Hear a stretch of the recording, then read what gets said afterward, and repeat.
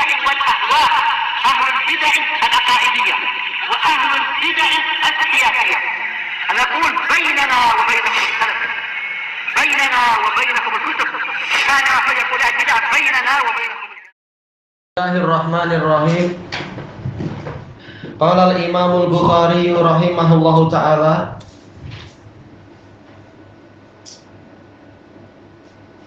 Mana sekarang? Bab baru kan? Ayo. Yang Muhammad Muqatil jelas sudah. Ayo. Al-Babus Samin, bab yang ke-8, bab man qa'ada haitsu yantahi bihil majlis. Orang yang duduk di mana dia berhenti di majelis itu. Wa man ra'a furjatan fil halqah, dan orang yang melihat ada suatu celah di majelis itu. Halqah yaitu semacam lingkaran, orang duduk melingkar. Fajalasa fiha, kemudian dia duduk di tempat yang kosong tadi. Bab ini didatangkan oleh Imam Al-Bukhari rahimahullah untuk menjelaskan beberapa adab ketika datang di majelis ilmu.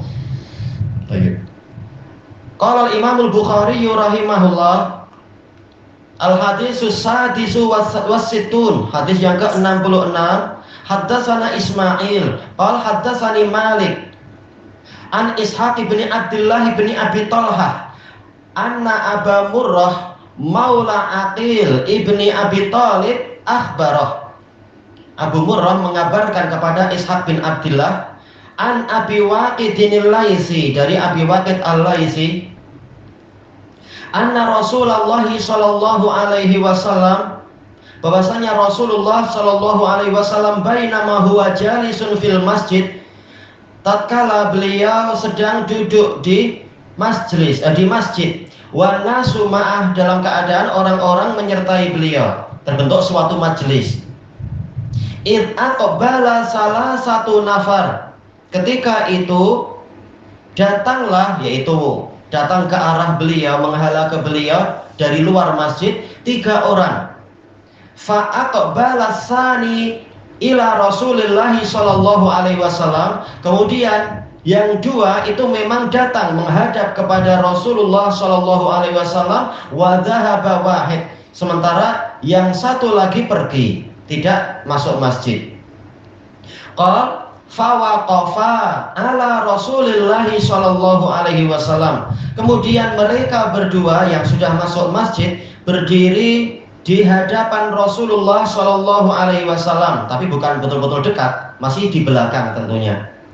Fa amma ahaduhuma, adapun salah satu dari 2 orang yang masuk masjid, fara'a furjatan fil halqah, dia melihat ada suatu celah di majelis itu, di lingkaran orang-orang yang ada di situ.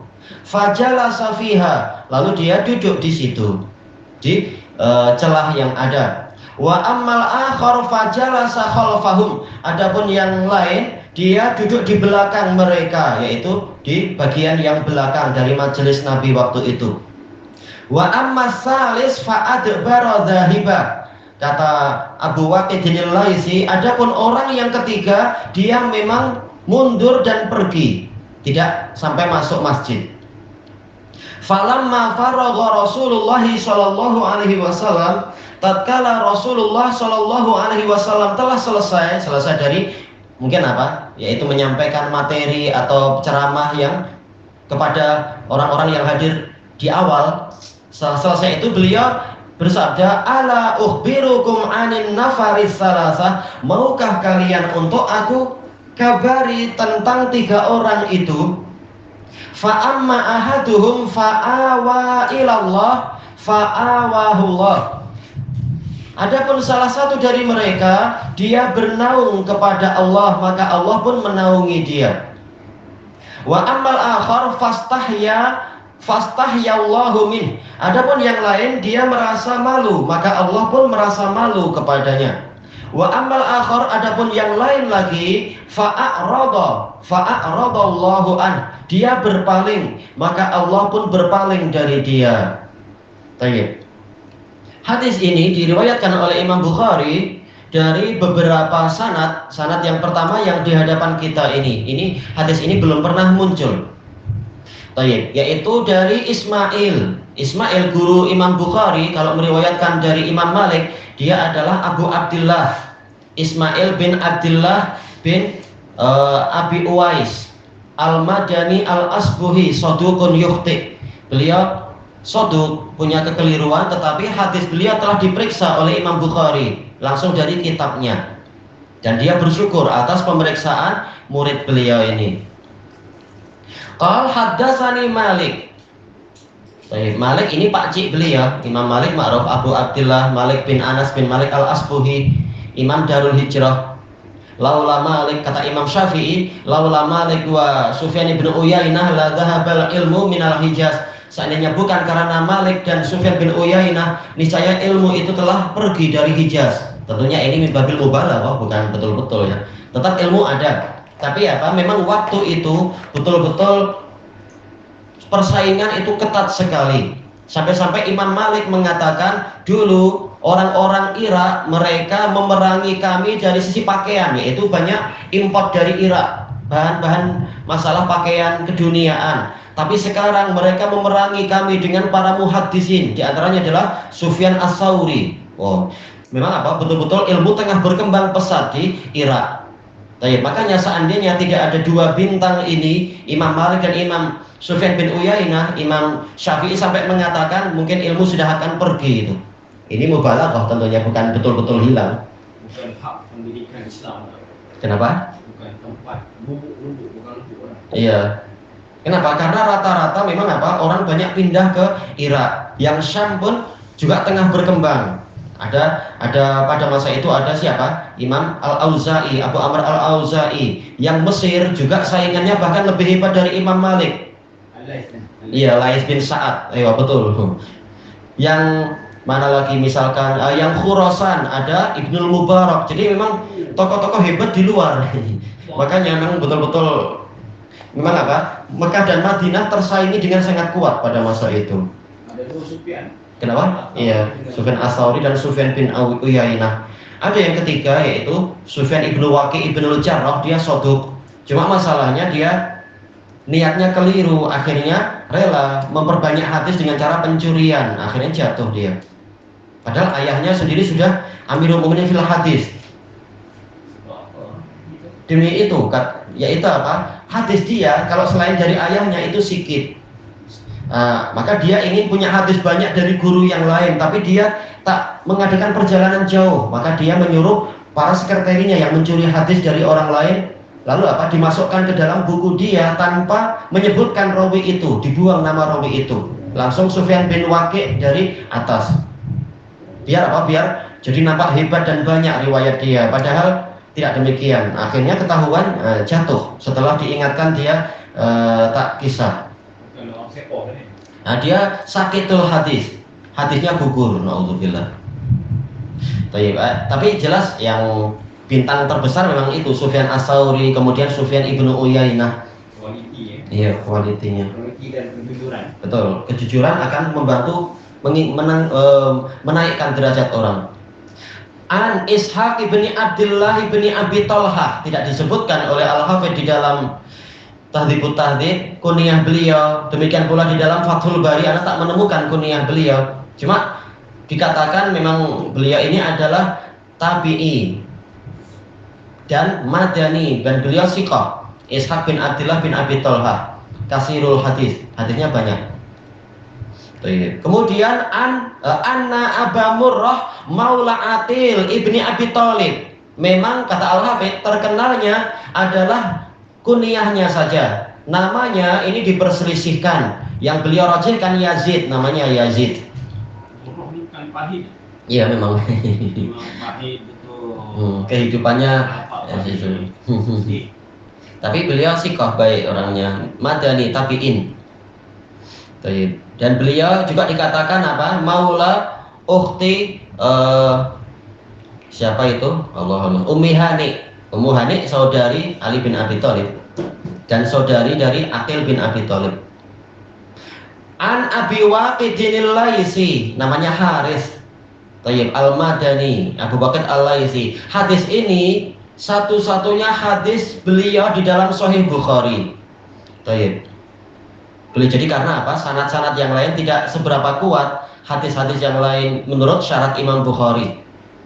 Maka dalam Sahih Bukhari kalau tak salah hanya ada 3, tapi semuanya satu, yaitu hadis tentang masalah 3 orang yang datang di majelis itu saja.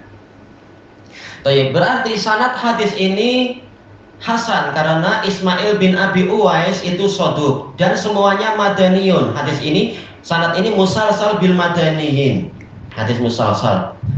Tetapi Imam Bukhari juga meriwayatkan dari sanad yang lain dari guru yang sangat kuat, yaitu Abdullah bin Yusuf, termasuk murid terbaik Imam Malik.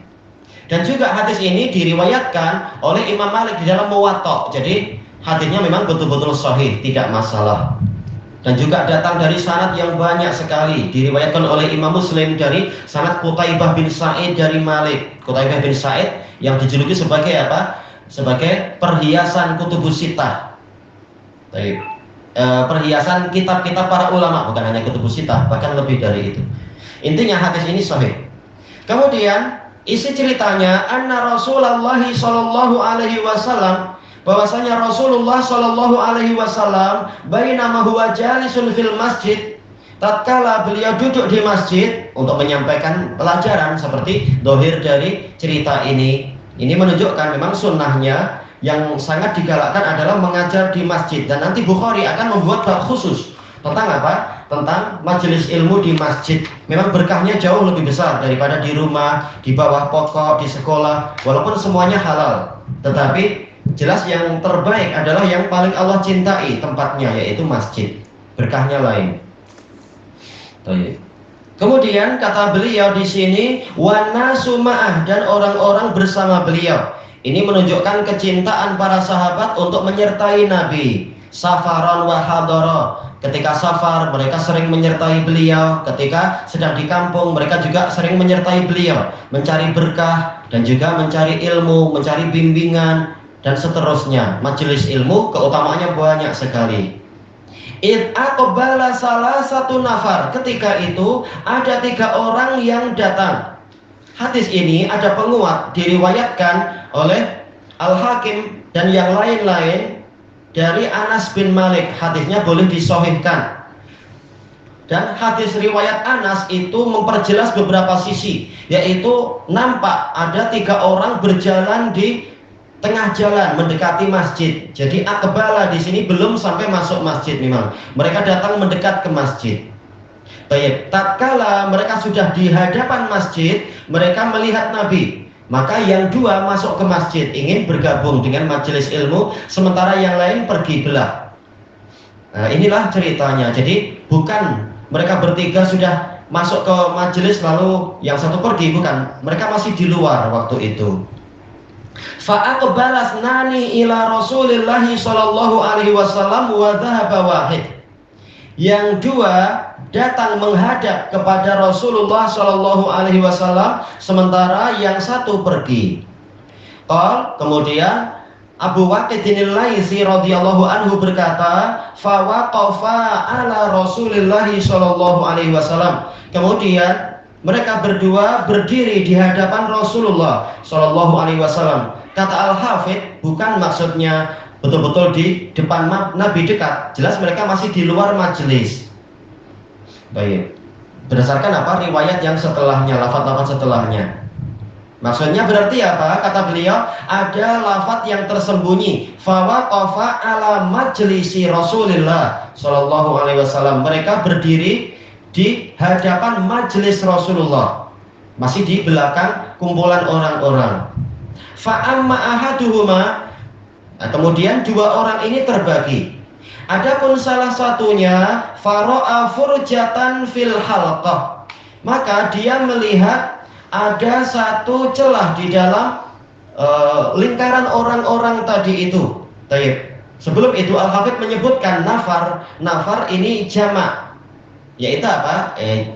Dia bentuknya mufrad tapi maknanya jamak, 3 sampai 10 istilahnya nafar. Salah satu nafar berarti apa? 3 orang. Dia lafadznya mufrad nafar karena jamaknya anfar, tetapi maknanya sendiri sudah jamak, dia 3 sampai 10. Kemudian halqah ini maksudnya adalah lingkaran orang-orang berkumpul mengerumuni orang tertentu. Ini dikatakan halqah. Fajalasa fiha, kemudian dia duduk di celah tersebut. Kata Al-Hafidz di sini terbentuk faedah, yaitu diambil faedah disunnahkan untuk kita maju ke depan majelis. Kalau ada tempat di depan, misalkan orang banyak tapi di depan ada tempat kosong, nah kita mendekat, itu lebih mendengar apa yang disampaikan oleh penceramahnya, terutama kalau masa lalu berdesak-desakan banyak orang. Nah kita maju ke depan biar lebih dekat. Kemudian kata Al-Hafidz, sementara kalau kita yaitu riwayat ini menunjukkan di depan ada celah, berarti di sekelilingnya itu penuh orang, cuma ada celah di depan. Berarti untuk sampai ke tempat kosong itu orang ini perlu melewati mungkin pundak-pundak orang, leher-leher orang. Kata beliau, ini menunjukkan bolehnya melewati, menyerlah pundak-pundak orang asalkan tidak sampai membuat orang merasa terganggu. Adapun kalau membuat orang terganggu, maka sebaiknya seperti yang diisyaratkan Imam Bukhari di dalam bab ini, duduk di mana kita sampai di majelis itu, tak perlu memaksakan diri maju ke depan, agar tidak mengganggu orang lain. Kemudian kata beliau di sini, dan juga dari hadis ini menunjukkan bahwasanya orang yang lebih dulu sampai ke suatu tempat, maka dia lebih berhak untuk mendapatkan tempat itu. Ini isyarat kepada hadis yang insya Allah akan kita lewati dalam adab-adab yang lain. Sebagaimana dalam riwayat Muslim juga, man sabaqa ila makan fahuwa ahaqqu bih. Barang siapa lebih dulu sampai ke suatu tempat, maka dia lebih berhak mendapatkan tempat itu. Kalau tempatnya umum tentunya, bukan rumah orang tertentu. Wa amal akhar, adapun yang lain, fajalasa khalfahum, dia duduk di belakang mereka. Berarti apa? Dia memilih di belakang. Yang penting tetap mendengar ceramah itu. Wa amma salis fa'adbara dhahiba. Adapun orang ketiga memang dia sudah mundur dan pergi. Falamma faragha Rasulullah sallallahu alaihi wasallam, tatkala Rasulullah SAW telah selesai, ini menunjukkan di antara adab seorang pengajar adalah dia menyelesaikan pembicaraan yang lebih dahulu, mengutamakan orang yang lebih dahulu datang. Jangan malah pembicaraan dipotong lalu mengurus orang yang baru datang, sementara yang pertama saja belum selesai keperluannya. Yang baru datang kalau memang ada keperluan khusus diurusi nanti. Setelah Rasulullah menyelesaikan urusan pertama, ceramah kepada orang-orang yang sudah lebih dulu datang, barulah kemudian beliau berbicara tentang orang-orang yang baru datang ini. Qal ala ukhbirukum anin nafaris salasah. Allah di sini lil arad, yaitu apa? Tawaran, dan tawaran ini lit tashwiq, yaitu untuk membuat kerinduan. Ini salah satu metode dari penyampaian ilmu. Rasulullah mampu untuk langsung mengatakan 3 orang ini begini-begini, tetapi Rasulullah menawarkan dulu, maukah kalian untuk saya kabari tentang 3 orang itu? Nah ini agar orang-orang menjadi apa? Lebih tertarik lagi, menjadi merindukan, apa tentang mereka. Ternyata Rasulullah walaupun sedang berceramah, beliau memperhatikan 3 orang yang datang itu. Dan tentunya ini taufik dari Allah untuk menjelaskan status mereka bertiga. Amma ahaduhum, adapun salah satu dari mereka, tentunya yang maju ke depan, fa'awa ilallahi fa'awahullah. Ada 2 qiraah, awa atau awa. Yang masyhur itu sebagaimana dinukilkan dari Al-Qurtubi, riwayat yang sahihah kebanyakannya pendek saja, awa bukan awa. Yang kedua baru awa. Jadi yang pertama awa, yaitu bernaung atau berlindung, ini sulasi. Yang kedua baru rubai, awahullah, Allah memberikan perlindungan. Jadi awa berlindung, awa memberikan perlindungan. Lalu Al-Hafidz mengatakan, tetapi riwayat yang di hadapan kita ini juga sahih walaupun tidak sebanyak riwayat yang pertama. Boleh awa, boleh awa, untuk yang artinya adalah berlindung. Intinya, tatkala orang ini mendekat kepada Rasulullah Shallallahu Alaihi Wasallam, hakikatnya dia bernaung kepada Allah Taala. Kita tahu dalam hadis yang diriwayatkan oleh Imam Muslim yang di dalam Arba'in Nawawiyah itu juga hadis siapa itu? Abi Hurairah radhiyallahu an, yang mana Rasulullah SAW bersabda, wa majtama'a qaumun fi baitin min buyutillah yatluna kitaballah wa yatadarasunahu bainahum illa nazalat alaihimus sakinah. Tidaklah suatu kaum mereka berkumpul di salah satu dari rumah-rumah Allah, mereka membaca kitabullah dan saling mengajarkannya di antara mereka, kecuali akan turun kepada mereka ketentraman. Wa hafathumul malaikah, nazal alaihimus sakinah wa ghasyiyatuhumur rahmah. Mereka akan dikelilingi, diliputi oleh rahmat, mendapatkan rahmat dari Allah. Wa hafathumul malaikah, mereka akan dikelilingi, dikerumuni oleh para malaikat. Wa dzakarahumullahu fi man 'indah, dan Allah memuji-muji dia di hadapan makhluk yang di sisinya. Baik, kalau malaikat banyak di situ, jelas apa? Setan tak suka, setan akan menyingkir. Hakikatnya orang ini masuk ke dalam area perlindungan Allah. Baik, kata Al-Hafidz ini menunjukkan disunnahkannya untuk mendekat ke majelis. Bukan apa? Kalau orang banyak kita memilih paling belakang, walaupun tidak sampai haram, tapi kalau ada tempat di depan, kita maju ke depan. Kalau ada majelis yang orangnya banyak dan ada tempat tanpa menyakiti orang lain. Majelis pengajian 1.000 satu bunga. Iya, itu 100.000. itu bagus sekali. Menjawab dia 100.000. Iya, kalau ada tempat di depan memang lebih dekat, lebih senang melihat gurunya, terutama kalau apa pelajaran qiraah atau pelajaran tajwid, lihat mulut gurunya yang betul macam apa sih ismam itu misalkan, atau gimana sih. Nah, itu perlu. Dan juga mungkin apa perlu bertanya ke guru. Kalau kita di belakang jauh susah tentunya. Baik. Nah, ini diantara hikmahnya. Jelas yang Rasulullah sebutkan ini hikmah yang paling besar, yaitu orang ini dinaungi oleh Allah Ta'ala. Dan naungan Allah jelas tak mampu kita membayangkan perlindungan.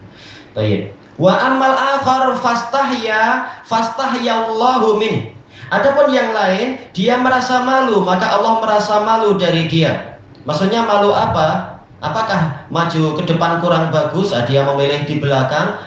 Bukan itu, tetapi dalam riwayat yang lain, kata Al-Hafidz, dalam riwayat Anas disebutkan orang ini sebenarnya dia mau pergi seperti apa temannya yang ketiga, tetapi dia malu. Maka apa? Dia memilih untuk tetap duduk di situ mengikuti majelis ilmu. Ternyata malah dia mendapatkan berkah. Fastahyallahu min, maka Allah malu kepada dia, malu untuk menyiksa dia, malu untuk memberikan suatu hukuman atau keberpalingan. Nah, ini balasan sesuai dengan jenis amalan. Sebagaimana di dalam yang pertama tadi, dia berlindung kepada Allah, maka Allah pun memberikan perlindungan pada dia. Sudah ada usaha, maka Allah tidak akan menyia-nyiakan usaha dia. Demikian pula orang ini, hampir saja dia terheret oleh temannya yang tak mau ikut belajar, tapi dia merasa malu kepada Allah. Ini ada nabi, ya ada nabi, kita berpaling, rugi sekali.